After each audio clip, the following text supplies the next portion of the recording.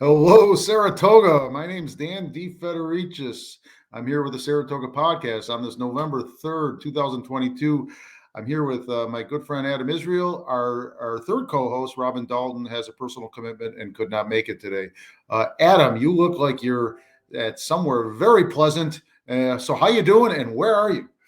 Good. Yeah, we have family in town, so we're in Vermont. We got a little place out here, so we're just kind of taking them around with this gorgeous weather. You might have cheered weather, two episodes too soon because it's just been gorgeous this last week when the family's in from Poland. So we're taking them around America. Wow, they're convinced the Northeast has wonderful weather well into November, and they just got lucky. This weekend's going to be even better. It's going to be 72 both Saturday and Sunday. Good Lord, we could have had the Breeders' Cup here in Saratoga Springs. That would have been something, huh? Yeah, that would have been something. It'll never happen, unfortunately. I would love to see it happen some year. Take your chance. If it's 48 and raining, we'll still party. But I know Saratoga's not quite set up for that, and they wouldn't do it. But I would love to see it. One of my dreams, actually. So, hey, lots going on. My goodness, we're 5 days away from the elections. I just did early voting, by the way. Folks, don't forget the early voting's pretty easy, pretty available. Although I have a complaint that'll be my cheerleader or my jeer later. I will not say it now, but I do have a complaint regarding the situation with early voting. And then we're 2 days beyond a city council meeting that you've got some information on. I've got a little bit of comment on based on what I saw. And we'll do you want to start there? Yeah, I kind of feel like we've been spoiled with some fireworks on the city council meeting. There wasn't much, last night in the terms of fireworks and drama that, it's probably not great for city business, but sometimes fun to watch. Yeah, there was a little though. There was, and the mayor and the commissioner of accounts, Dylan Moran, got into it again a little bit. You want to kind of talk us through that? Yeah, from what I saw, Dylan Moran sort of blindsided him. Not that the mayor shouldn't be ready for something because they've been at it, seemingly every meeting. And it was just normally almost a ministerial portion of the meeting where he's trying to get approval for the outside counsel for labor issues, and the mayor discusses it and talks about the money of it and so forth. And it just looked like it was just going to be a simple vote and so forth. And sort of a little bit from left field, Dylan Moran says, "Well, wait a minute, explain to me how you can use this law firm for your uses." And I'm summarizing, maybe not entirely accurately. Dylan, I'm sorry if I don't do it completely accurately.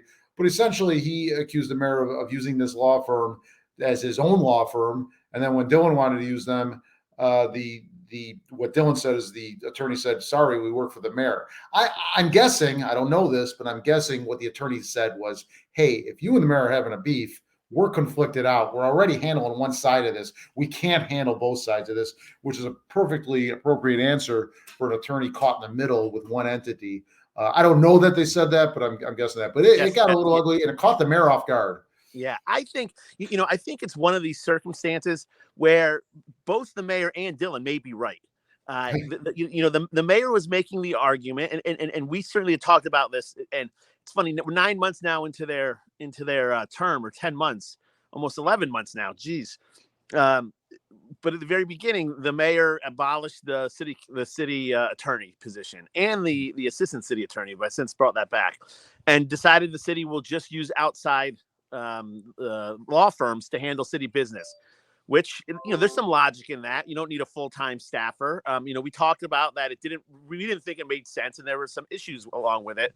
But 9 months after this, the mayor was kind of taking a victory lap, saying, "Hey, we have actually saved the money. If you look at money that's been spent, we have spent less money in legal fees and legal salaries this year than we did last year." So he was kind of making the claim that his process was working, and maybe it was off to a rocky start. Maybe it is working now. The problem then became, when Commissioner Moran told the mayor, "Well, these law firms really, seem like they work for the mayor's office, not for the whole council." To which the mayor pointed out that there's the council department has used these law firms, to handle city business. So it's just the idea of, is it more cost effective to have outside counsel or inside counsel? And if you have outside counsel, how do you handle these conflict of interest? But it could be worked through. I think there could be something there if it saves the city money to primarily lean on outside city counsel, but you'd have to develop a way to protect from conflict of interest. When if the mayor's department is, as Dylan said, is using the attorney to attack somebody in his department. I don't know if attack was the best word, but there are inherent conflicts of interest. I don't know. Any thoughts on how to get rid of those conflict of interests? It's funny. I did think of that, and just let me say, the problem with having exclusively outside counsel is it can get really expensive. There are needs for it for the specific. I agree with the mayor for labor negotiations. You're probably better off having outside counsel, but not for everything. I think you need to have the. We do have a. Is he part time or full time now, Tony? That's a great question, Dan. Yeah, I can't. I think we'll let you know next show. 30. I want to say 30 hours a week. I don't know, but I think that's necessary in the city, sir. If you're a small village, if you're the village of Victory, New York, you certainly don't need a full-time attorney. You can use outside counsel for as much as you need. But a city of this size, it's a city. It's a decent size. I think at least one full-time, and some people would argue two, or at least 1.5 in-house attorneys to handle some of the things, and then kick out the specialty things. I'm sorry.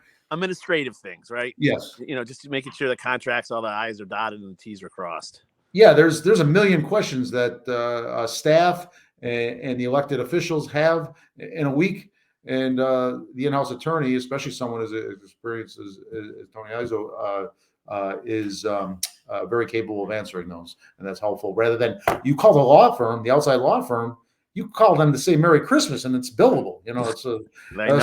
So it can run up into hundreds of thousands of dollars before you blink. So that makes sense. Yeah. So here's another interesting thing at City Council came out. As we talked about, there's an election coming up. The Commissioner of Public Works, Jason Golub's up for, I guess, he was appointed to that position on the passing of Skip Scirocco, but he's seeking to be reelected to that position. And if you've been watching the City Council meetings, a group of concerned citizens from Grand Ave have been coming, I don't want to say every meeting, but pretty much every meeting, sometimes in mass, sometimes just a single voice, asking for sidewalks, painting the picture that it's very dangerous without a sidewalk there. Cars, it's kind of an extension out to the western part of our city. Cars fly through there. And they've been very vocal about wanting sidewalks. And, poof, the City Council meeting right before the election, Commissioner Golub found $1 million for him. For sidewalks. Lo and behold, Eureka! We found money. Yes. Which, you know what? I guess it's that's kind of how politics work. That's the game. The squeaky wheel. This was a well-timed squeaky wheel. And that's what they kept on saying. Well, this was kind of citizens participating in government. They showed up and they really made their voice heard. The one question I really have, though, is that $1 million, if you look at the budget, DP's budget last year was $12 million. It's getting slashed to $11 million. That's almost. What is that? 9%. Yeah, exactly. Of the budget going to a new sidewalk for one community. It's going to take some financial wrangling, but I have to say I'm glad they're getting these sidewalks, because you could tell that they were passionate about these sidewalks. And, as we talked about, safety is the number one priority of any municipality or government. And this is going to make these neighbors feel safe. And that's a worthy cause. But boy, that's a lot of money to spend on sidewalks that have never been there before. I'd love to ask somebody. I'm sort of ignorant of this. How do sidewalks in one community get up to $1 million? How is that? I mean, I'm sure there's a legitimate answer, but I'd like to hear a detailed answer. How does that possibly happen? Doesn't that seem absurd? Like an absurd number? It kind of does, doesn't it? Yeah. I don't get it. And I'm sure, like I said, if someone broke it down for me, hey, you got to do this, you got to cut trees, you got to remove the roots, you got to do this, you got to do that. For all I know, there's some land acquisitions that need to be made.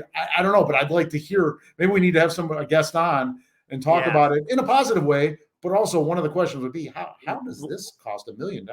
The next, hopefully, whoever wins the next election for Commissioner of Public Works will come on the show and we can ask him. Yeah. But you're just to be clear, you're not asserting there's any grift going on or anything. No, not at all. No. Things are expensive. It's like it's almost like going to a restaurant. Like, since COVID, like, holy cow, everything's gone up. Look at this menu. This dish was $6 less a year ago. So I'm sure that's some of what's going on, but it just shocks me that, if you said a street was $1 million, I get it. On that election, I don't know how to call it. I like them both. I really do. But they're very different, right? They're very different candidates. You got one Ivy League educated attorney, and then you've got the blue collar guy whose dad was a long time, really a beloved commissioner. This is an interesting race. I don't know how to call it. Yeah, yep. So Anthony Scirocco actually works for the DPW, but not the city DPW, the county DPW. Yeah. I know them both. They're both great guys. It's sometimes it's just hard to pick a winner, but I will say they've both run positive campaigns. The one thing in talking with them, it's funny because this kind of came out of both camps. What they're finding is Jason Golub's biggest hurdle, and Jason Golub is African American, but everybody assumed he was part of the Golub family, so everybody thought he was. I knew better. Yeah, and Anthony Scirocco, a lot of people don't know that his father passed. They think he's his father. Now, that being said, if you look at his lawn signs, he's running a pretty, the same campaign that his father did. So maybe there's a little science to that. That's not on accident. But it's a tough race because somehow Skip Scirocco was able to get enough independents and Democrats to vote for him to win in an election that the Democrats nearly swept. So will the Scirocco name carry Anthony through, or will the changing political temperature of Saratoga and the fact that Jason now is an incumbent carry him through the election? I don't know.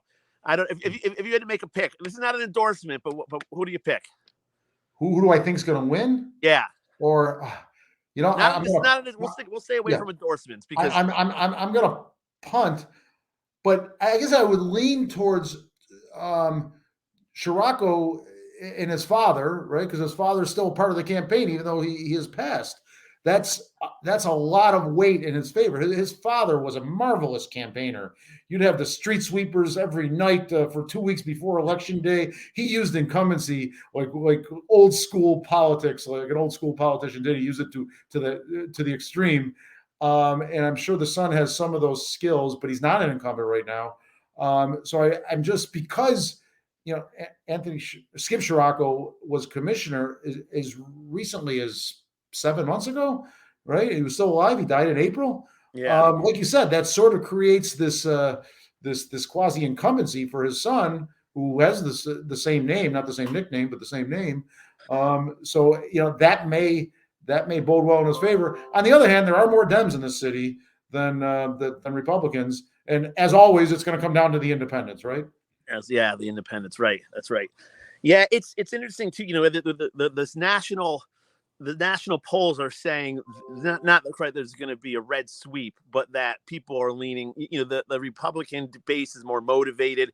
There might turn out more. You're going to see races fall in favor of Republicans this time around. It's going to be interesting to see if any of that comes through on a local level.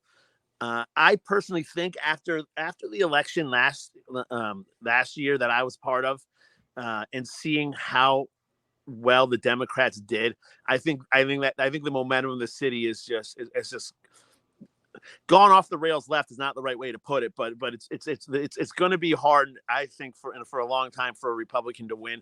As a Rhino, I hope I'm wrong, but that's just my feel. So we'll see. We'll find out in a week or 5 days. I on the governor's race, the polls claim it's close. I don't think it is. I'm not necessarily a Kathy Hochul fan, but I say she wins by 8 points. I don't think it's going to be close. The Republicans in this state are what the new Republican Party is, or the more right, the Trump Republican Party.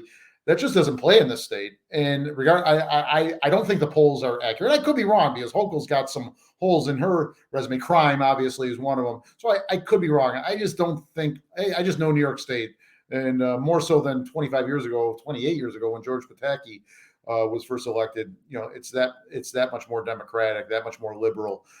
So I just don't see Zeldin winning. If I'm wrong, I'm wrong.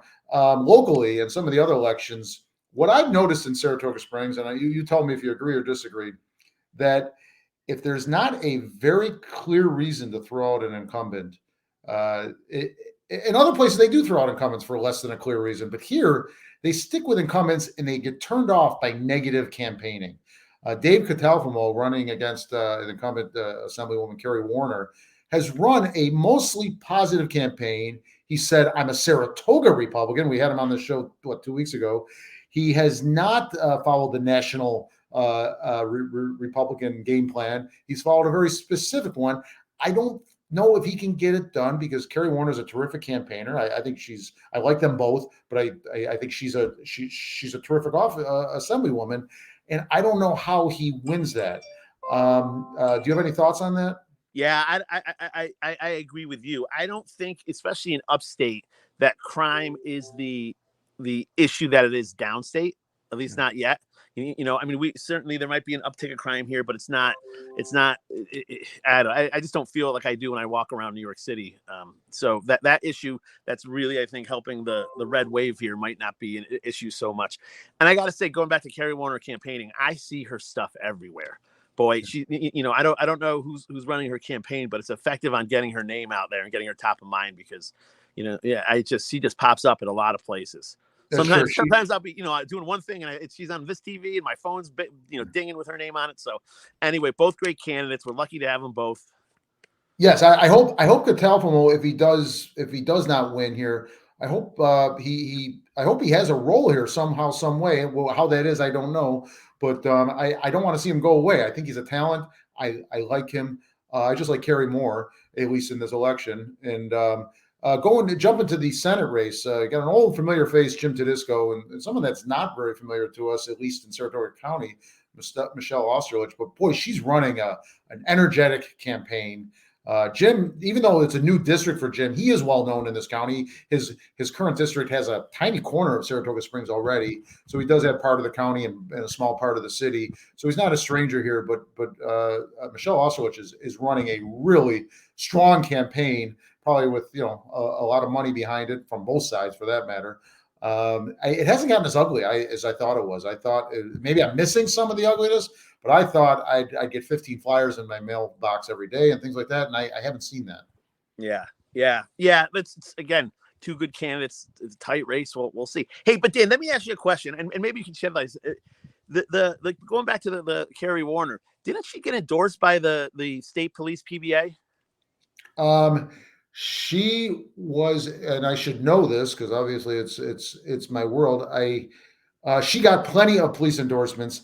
I want to say I know she got endorsed by the union that I worked for 10 years, the Police Benevolent Association of New York State, the PBA of New York State. That's what I was talking about. She got that endorsement. PBA. Yeah, there's the trouble is there's so many PBAs out there, it gets confusing. Really? The PBA of New York State, I worked for them for 10 years. They represent all the other state police officers other than the troopers. So the Park Police, the SUNY, the State University Police, the New York State Forest Rangers, and the New York State Environmental Conservation Police. About 1,200, probably down to 1,100 members now. Good size union, fights hard. They endorsed Kerry Warner. I don't know. I can't say either way. Yeah, that was that's who I was talking about. I always lumped them in and thought that it was all one. But hey, you learn something new every day. Yeah, and there's a park police officer off duty, of course, who's representing the union, who's on her commercials, endorsing her. Yeah. Well, it was probably one last thing, Adam. The DA's race is a spirited race as well. Mr. Phillips brought a lot of energy to the race. I think even though he forecasted this a year ago, he was active in March, April, May. I haven't seen Karen Hagan show as much energy as she might have looking at this challenger. I don't know. Maybe energy is not the right word, but he's coming at it really aggressively. I haven't seen it quite as aggressive from her end. He's been firing the shots. I haven't seen that might be a personality thing. I watched their debate, and in their debate, she was kind of slow and steady and very factual, and he was kind of he kind of had the fireworks. So that might just be a characteristic of their personalities. Yeah, she was almost wonkish in her answers, and so a little bit of inside baseball discussion. And he wasn't as firing as I expected him to be, but he still came out on the attack to some degree. Made the Nexum cult an issue. Certain prosecutions. The poor man that was punched on Caroline Street. and died. Mr. Phillips said the convictions, and Ms. Hagan has a really commendable conviction rate, but he said these were lower level convictions than they should have been. We don't know how good or bad those cases were as far as the fine points of proving manslaughter and other more serious crimes. So I don't have an opinion on that. Yeah. On another note, you see the Riggy house sold? Well, I don't think it's closed yet, but from a scrap metal billionaire. I'm told if you go down to the Port of Albany, he's got like acres and acres of scrap. And he just like has a major part of the Port of Albany, and he's from I believe the Binghamton area, which makes it even more quirky.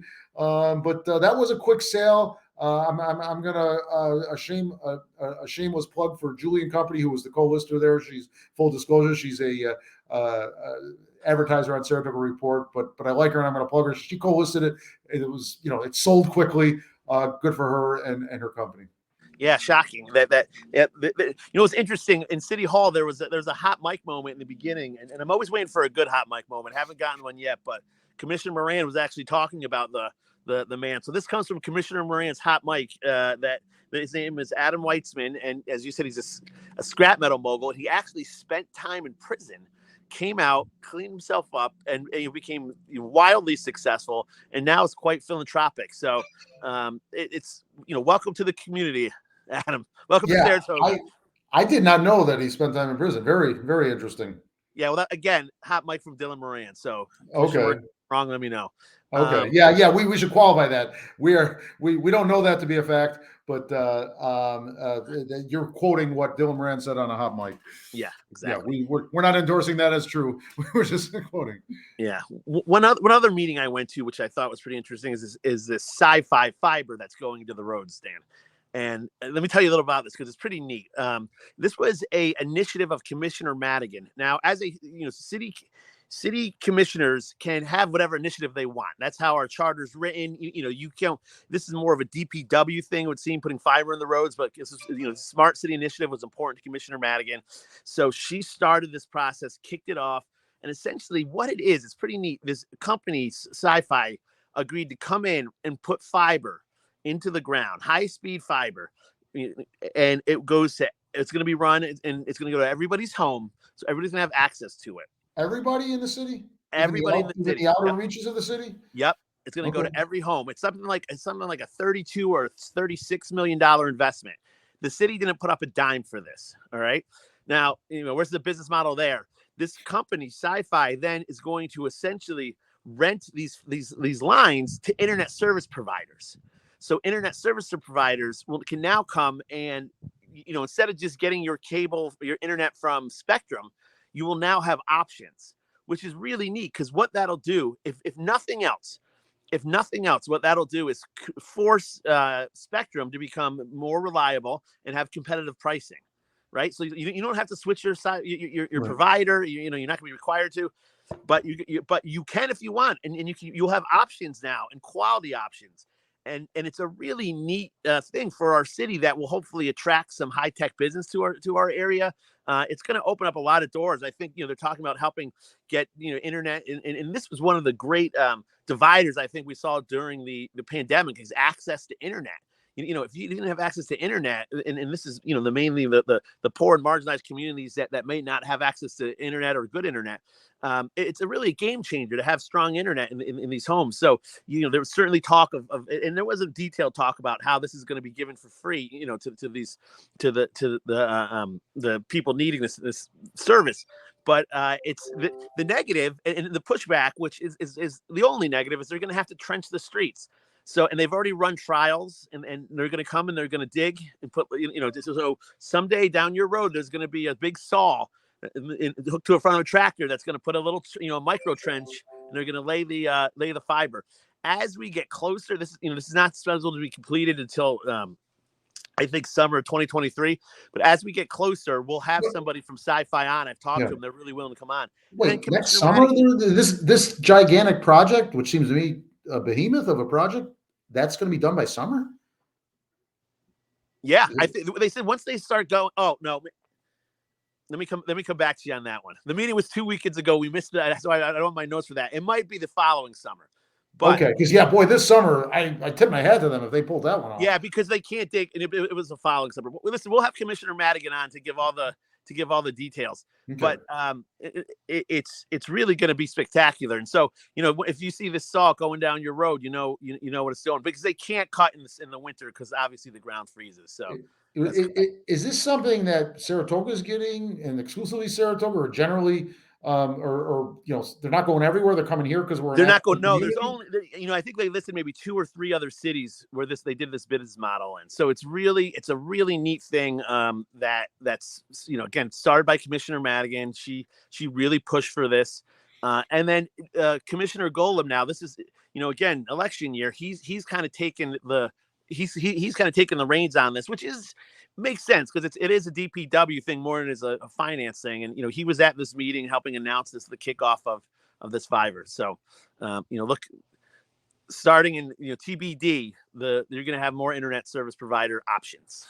Wow, can't argue with that. Anything to poke at Time Warner, Spectrum, or whatever we call them, be happy. Yeah.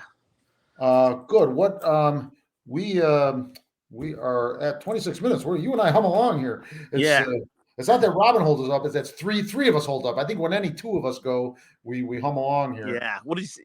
I got a couple more things here. Unfortunately, it looks like Longfellow's sold. Yeah. And I always loved it. It was an icon of Saratoga.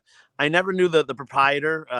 What was it, Sullivan? Mr. Sullivan? Steve Sullivan. Sully, everyone called. How do you know everybody in town? How do you not know him? I don't know. Maybe I do know, but everything I heard was just how good of a guy he was, how charitable he was. So it's really it's a loss for the city. I'm sorry. I've been in the hospitality business. It's a tough business. I'm sure he's going to enjoy not getting those calls at 10 o'clock on a Friday that a dishwasher's down. But it's a shame. That was a really staple, something that made our community special. So sorry to see that go. Exactly. You and I talked a little bit about this earlier in the week. There's a good article today in the Daily Gazette about it. Times Union has one as well. And Sully, as everyone calls him, said, this didn't seem like an economic thing. He said, I'm 66 years old, kind of like what you just said about the demands of the hospitality industry in a big building like that, which probably needs a lot of care and feeding. And then the industry itself, just restaurants and catering and weddings and conferences. And, who could play? He's got an 82-year-old silent partner. So okay, we did it. It's time to move on. Take some money from it. I don't know if we know of a price yet. Apparently the new owners are going to do significant rehab to it, remodeling and so forth. How extensive that will be? Will it change the general composure of it? I don't know, but I find it interesting. I think it's great that there's a new owner stepping up. That's smack dab in our green belt. So they're gonna face some headwinds if they try to do too much. But we'll see.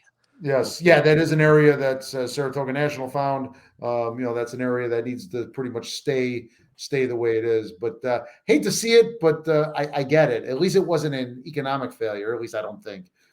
Yeah, I don't think so either.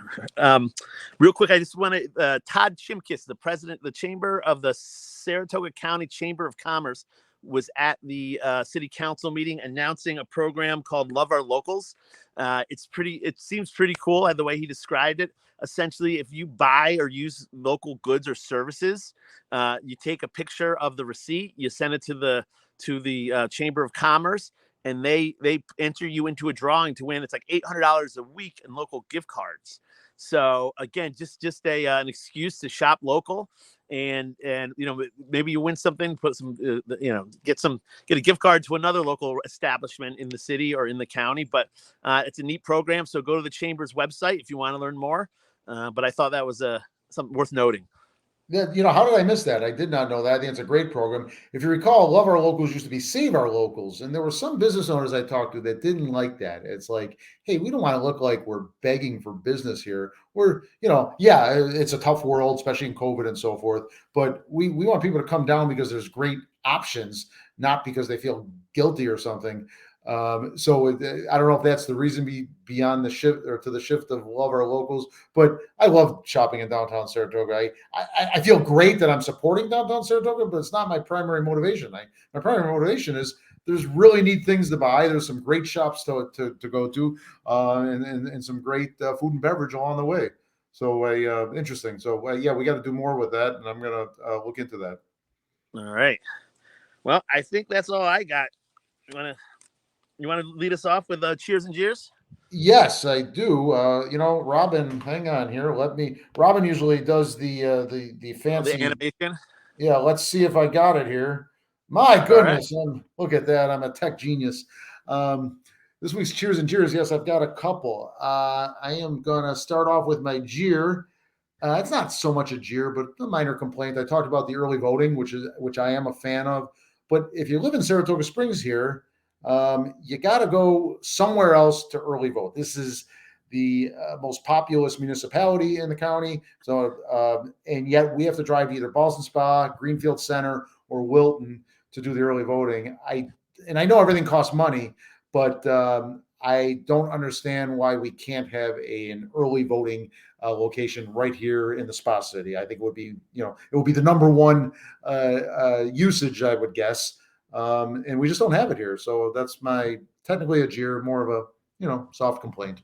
Mm-hmm. And my cheer for the week is what's going on Saratoga Facebook page, founded, administered by our own Adam Israel. Adam, that site's got almost 28,000 members. I'm probably not telling you anything you don't know. And this is sort of a sad story within the cheer of your Facebook page.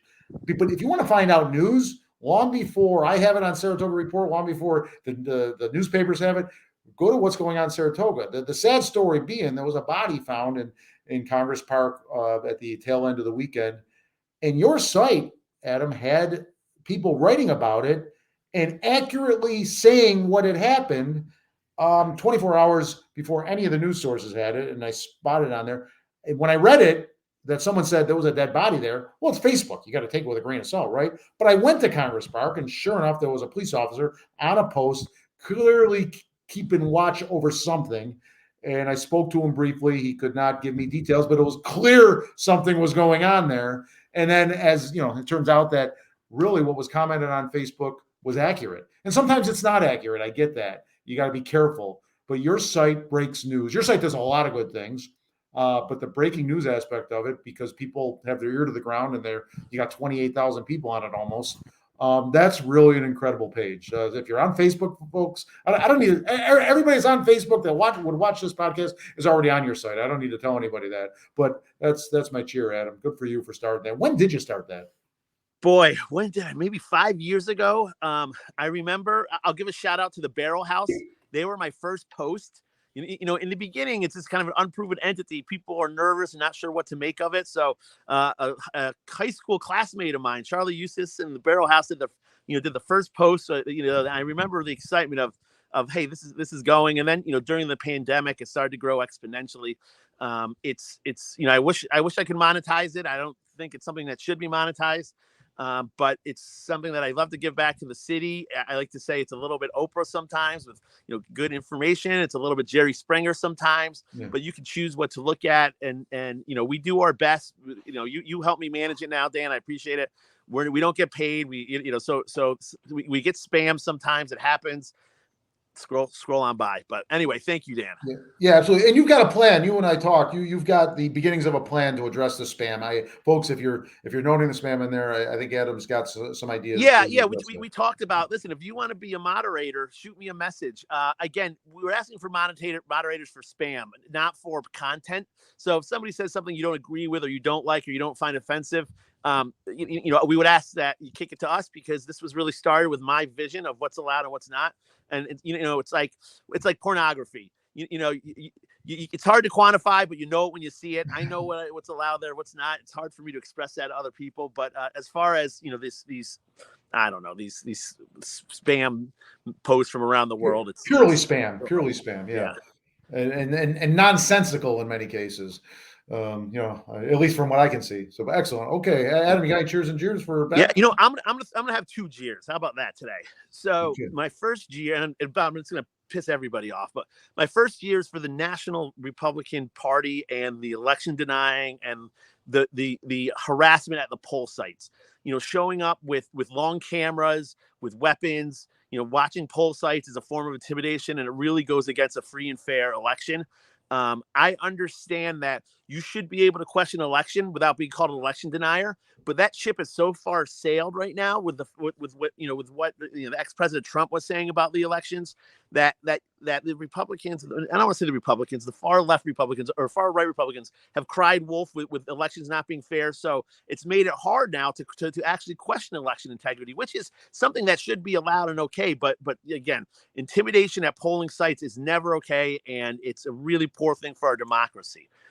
Now, my other jeer are for the far left Democrats at the local level, because if you look at conspiracy theories in this city, it's supported by the far left. The conspiracy theory that the police killed Darryl Mount was used for political gain, and it was just that, and it really hurt a lot of our police officers by having them labeled racist killers. And we say this is just not true.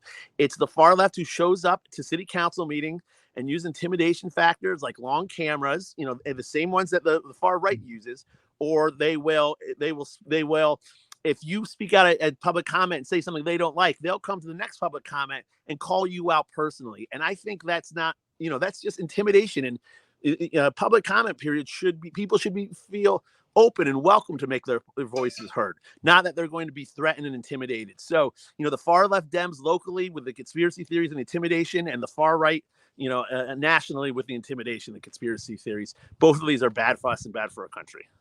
So well done. And I don't think you were striving to aim for both sides. You had legitimate jeers that were in your system that you had to get out. It just happens to be that one's on the right, one's on the left. Yeah. Usually we try to stick with 2 cheers if we're going to do anything, but hey. Anyway, it's election season. Nothing wrong with election season. A couple cheers. Excellent. Yeah. Good, Adam. Robin will be with us next week, and I won't be here next week. So it'll be just the two of you. So it'll be another hopefully quick one. We're at 36 minutes.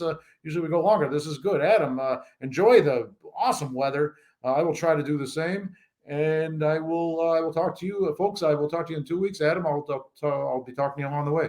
All right. Stay charming, Saratoga. Take care. Thanks for watching, everybody.